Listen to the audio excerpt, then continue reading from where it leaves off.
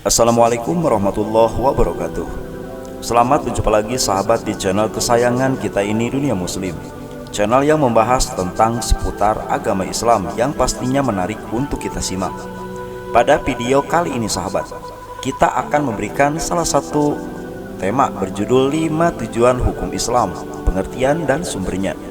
Namun sebelum kami membahasnya tentang tujuan hukum Islam tersebut, maka jangan lupa sahabat untuk memberikan dukungan kepada channel ini dengan cara like, komen, dan juga berbagi di media sosial. Terima kasih. Tujuan hukum Islam berguna untuk menjadikan seluruh umat Islam menjadi pribadi yang berprinsip. Dalam agama Islam, setiap muslim wajib menjalankan perintah Allah Subhanahu wa Ta'ala dan menjauhi larangannya.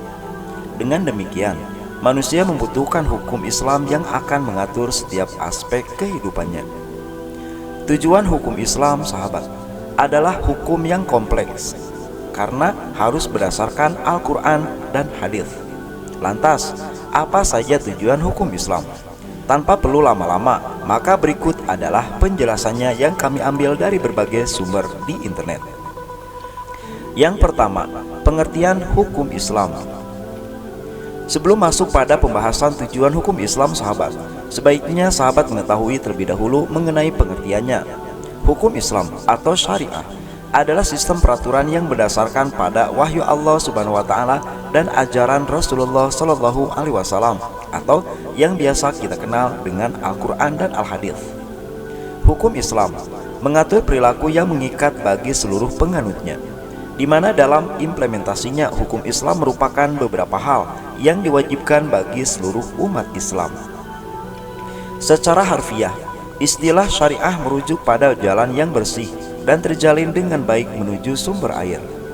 Dalam konteks teknisnya, makna ini mengandung arti yang cenderung sama, yaitu sama seperti air yang sangat bagi kehidupan manusia.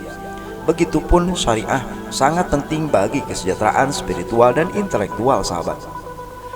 Dalam bahasa sehari-hari, hukum Islam mengacu pada aturan hidup yang harus diikuti oleh semua muslim, termasuk kewajiban seperti sholat, puasa, dan memberikan sedekah kepada mereka yang membutuhkan.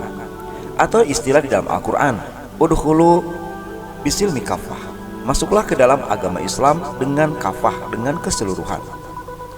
Selanjutnya pembahasan nomor 2 sahabat, yaitu sumber hukum Islam. Apabila sahabat bertanya apa sih sumber hukum Islam, maka berikut adalah penjelasannya. Hukum Islam mempunyai beberapa sumber utama yang dipakai untuk membentuk dan mengatur hukum dalam tradisi Islam. Sumber-sumber hukum Islam ini dikenal sebagai usulul fikih. Maka ada beberapa sumber yang diambil dalam hukum Islam. Di antaranya adalah sebagai berikut. Yang pertama, Al-Quran. Al-Quran adalah sumber utama hukum Islam sahabat. Al-Quran adalah kitab suci bagi umat Islam yang diyakini sebagai wahyu langsung dari Allah Subhanahu wa Ta'ala melalui malaikat Jibril kepada Nabi Muhammad Sallallahu Alaihi Wasallam. Hukum-hukum yang ditemukan dalam Al-Quran dikenal sebagai hukum qot'i atau hukum yang pasti dan dianggap sebagai otoritas tertinggi di dalam hukum Islam. Selanjutnya nomor 2 yaitu As-Sunnah atau hadis. Al-Sunnah merujuk pada tindakan, perkataan, dan juga persetujuan Nabi Muhammad Sallallahu Alaihi Wasallam. Hadis adalah catatan tentang perbuatan dan ucapan beliau. Hadis membantu menjelaskan dan mengklarifikasi beberapa ketentuan yang terdapat di dalam Al-Quran. Dan juga hadis pun terbagi bermacam-macam.